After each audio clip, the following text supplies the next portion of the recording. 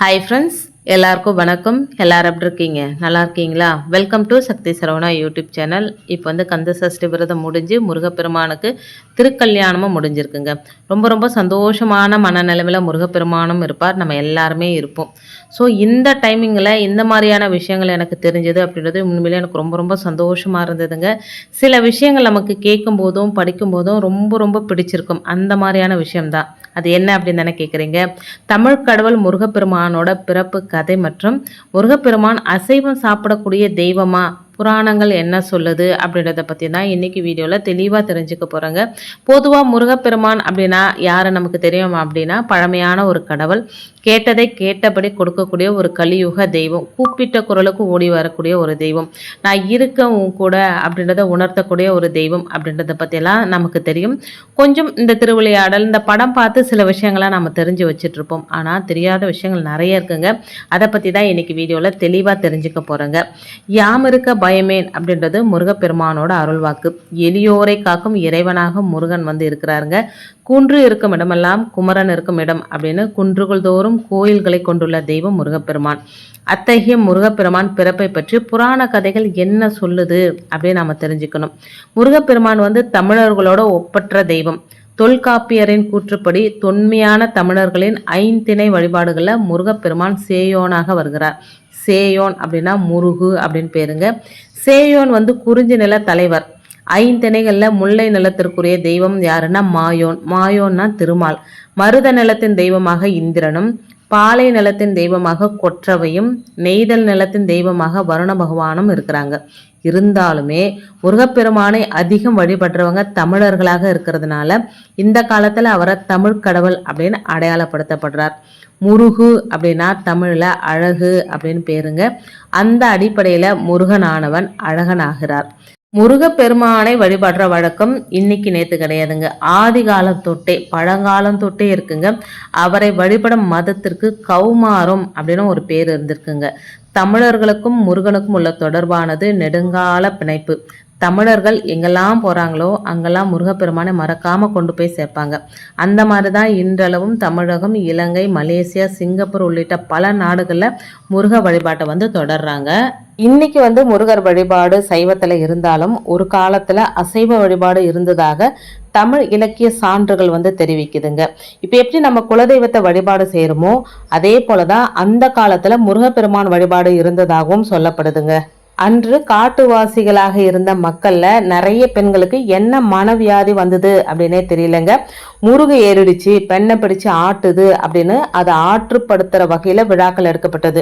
இப்ப நம்ம பேய் பிடிச்சிட்டா என்ன பண்றோம், பேய் ஓட்டுறோம் இல்லைங்களா? அந்த மாதிரி அந்த காலத்துல பெண்களுக்கு ஏதோ ஒரு மனவியாதி வந்திருக்கு.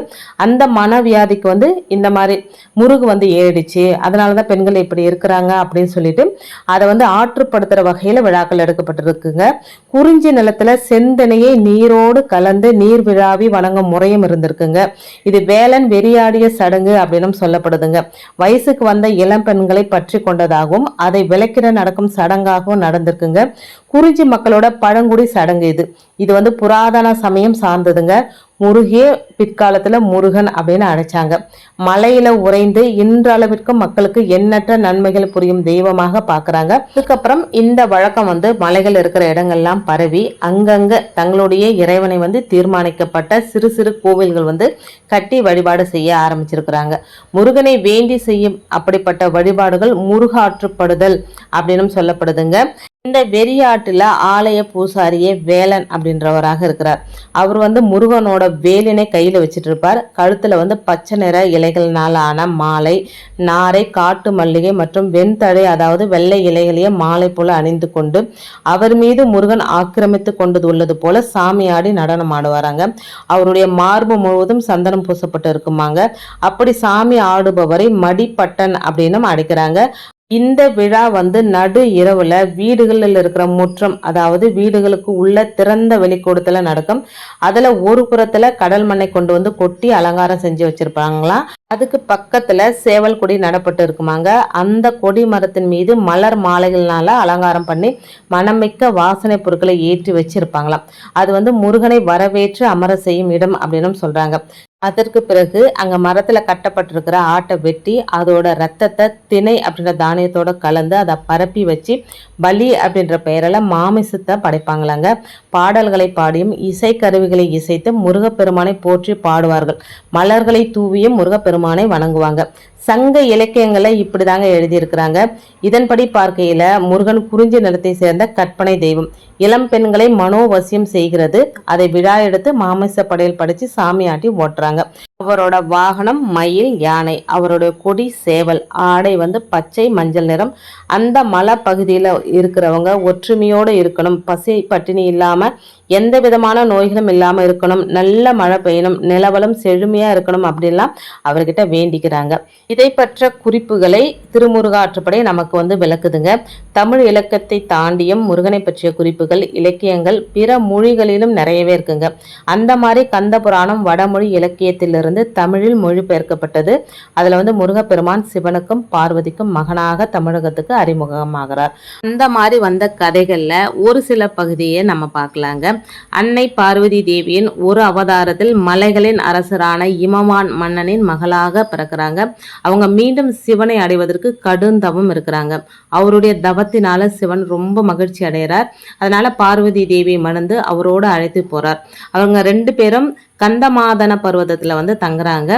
அங்கு சில நாட்கள் தங்களுடைய மன வாழ்வினை கழிக்கிறாங்க. அதுக்கு பின்னாடி சிவபெருமான் ஆழ்ந்த தியானத்தை மேற்கொண்டார். அப்ப பார்வதி தேவி அவருக்கு சேவை செய்வதையே தனது பக்தியாக நினைச்சு அவருக்கு அனைத்து சேவைகளையும் செய்யறாங்க. அந்த நேரத்துல அசுரகுல அரசரான சூரபத்மன் மற்ற அனைத்து தேவர்களையும் சிறைப்பிடித்து கைது செய்யறாரு. வானுலகமே வெறிச்சோடி இருக்குங்க. 3 உலகங்களிலும் பேய்களோட ஆட்சி நடக்குதுங்க. அரக்கர்கள் சிறையில் தள்ளப்பட்ட தேவர்களை கொடுமை செய்யறாங்க. அந்த துயரங்களுக்கு உள்ளான சமயத்துல பார்வதியின் முந்திய அவதாரமான சதியின் தந்தை தர்ஷன் யாகம் நடத்துறார். அதற்கு பார்வதியை அழைக்கிறார். ஆனால் சிவபெருமானை அழைக்கல. இறுதியாக தேவர்கள் நொந்து போய் பிரம்மன் மற்றும் திருமால் கிட்ட தோன்றி தங்களுடைய பிரச்சனைகளை கூறி நீங்க தலையிட்டு ஏதாவது செய்யணும் அப்படின்னு வேண்டிக்கிறாங்க. அசுரர்களுக்கு கிடைத்த அற்புத வரத்தின் காரணமாக அவர்களை சிவபெருமானின் சக்தியை தவிர வேறு எந்த சக்தியாலையும் அழிக்க முடியாது அப்படின்னு சொல்றாங்க. அதனால சிவபெருமானும் பார்வதி தேவியும் ஒரு குழந்தையை பெறணும் அப்படின்றதுக்காக சிவபெருமான் தியானத்தில் இருக்கிறதுனால பார்வதியின் மீது ஈர்ப்பை ஏற்படுத்த வேண்டிய தேவை இருக்குங்க. அவங்க ஒரு விசித்திரமான யோசனையை நடைமுறைப்படுத்துறாங்க. காதலோட கடவுளான மன்மதனை அணுகி சிவபெருமானோட கவனத்தை அவருக்கு சேவை செய்து கொண்டிருக்கும் பார்வதி தேவியின் மீது காம பார்வையாக விழ வைக்கணும் அப்படின்னு கோரிக்கை வைக்கிறாங்க. மன்மதனும் அவங்களுடைய கோரிக்கையை ஏற்று கந்தமாதான பர்வதத்துக்கு போறார். அங்கு அவருடைய தனது வில்லிலிருந்து காதலை தூண்டும் அம்புகளை சிவபெருமானை நோக்கி எழுதினார். அவை தனது தவத்திற்கு ஏற்பட்ட தொந்தரவாக கருதி கோபமடைந்த சிவன் தன்னுடைய 3வது கண்ணை திறக்கிறாருங்க. அதனால வெளியே வந்த தீப்பிழம்புகள் மன்மதனை சாம்பலாக பொசுக்கிடுச்சுங்க. இதனால அதிர்ச்சி அடைந்த எல்லா தேவர்களும் சிவபெருமானை அமைதிப்படுத்த வழிபாடு செய்து தங்களுக்கு நேர்ந்த இன்னல்களை தெரிவித்து எங்களுக்கு உதவுவதற்கு தான் மன்மதன் இந்த மாதிரி செஞ்சதாக மன்னிப்பு கேட்கிறாங்க. இதனால சிவபெருமான் மனமிறங்கி மன்மதன் யார் கண்ணுக்கும் தெரியாம இருப்பாய் அப்படின்னு சாபத்தோட மன்மதனுக்கு உயிரும் கொடுக்கறாங்க. மன்மதனை எரித்த அந்த 6 தீப்பொறிகள் சரவண பொய்கைக்கு அக்னி பகவானால கொண்டு செல்லப்படுதுங்க. அங்கு அந்த 6 தீப்பொறிகளும் அழகிய 6 குழந்தைகளாக வடிவம் பெறுதுங்க. அந்த 6 குழந்தைகளும் 6 கார்த்திகை பெண்களோட பராமரிப்புல வழங்குறாங்க. ஒரு முறை சிவபெருமானும் பார்வதி அம்மையாரும் அந்த சரவண பொய்கைக்கு வராங்க. அப்போது தாயான பார்வதி அந்த 6 குழந்தைகளும் ஒன்றாக கட்டி தழுவி அவர்களை ஈசானம், தத்புருஷம், வாமதேவம், அகோரம், சத்யோஜதம் மற்றும் அதோமுகம் ஆகிய 6 முகங்களுடன் ஒரே உருவமாக மாத்துறாங்க. அத்தகைய முருகப்பெருமான் பக்தர்களால சண்முகன், முருகன், சுப்பிரமணியன், கந்தன், கார்த்திகேயன் மற்றும் இன்னும் பல பெயர்களை அழைக்கப்படுறாருங்க. அன்னை பார்வதி முருகப்பெருமானுக்கு தனது சக்திகளை உள்ளடக்கிய வேல் ஒன்றை பரிசாக கொடுக்குறாங்க. அந்த வேலை கொண்டு முருகன் சூரபத்மனுடன் போரிட போறாருங்க. போரில் சூரபத்மன் 2ஆக பிளக்கப்பட்டார். பிறகு அசுரரான சூரபத்மன் முருகன் கிட்ட இறைவா நான் உங்களுடனே இருக்க விரும்புகிறேன் அப்படின்னு வேண்டியிருந்தார். ஒரு பாகத்தை சேவலாகவும் ஒரு பாகத்தை மயிலாகவும் மாத்துறாருங்க. அதுல சேவன் முருகப்பெருமானோட கொடியிலும் மயிலானது அந்த இறைவனோட ஊர்தியாகவும் மாறுதுங்க. இந்த மாதிரி பல பெருமைகளை முருகப்பெருமான் தன்னகத்தை கொண்டிருக்கிறாருங்க. தமிழர்களோட நெஞ்சில நீங்காத புகழை பெற்றிருக்கிறாருங்க. தன்னுடைய பக்தர்களால பல கோயில்களை பெற்று அந்த கோயில்களில் இருந்து தன் மக்களுக்காக அருள் பாலிச்சிட்டு இருக்கிறாருங்க. இந்த ஆர்டிக்கிளை படித்தோன்னே எனக்கு ரொம்ப பிடிச்சிருந்தது. அதை தான் இன்றைக்கி உங்களோட நான் ஷேர் பண்ணியிருக்கிறேங்க. இந்த மாதிரி விஷயங்கள் உங்களுக்கு பிடிச்சிருந்தது அப்படின்னா தொடர்ந்து இதை பார்க்கணும் அப்படின்னு நீங்கள் நினச்சிங்க அப்படின்னா நம்ம சேனலை சப்ஸ்கிரைப் பண்ணி சப்போர்ட் பண்ணுங்கள். இந்த மாதிரி அடுத்தடுத்த வீடியோக்கள் உங்களுக்கு வந்துகிட்டே இருக்குங்க. தேங்க்ஸ் ஃபார் வாட்சிங் friends. Take care and bye.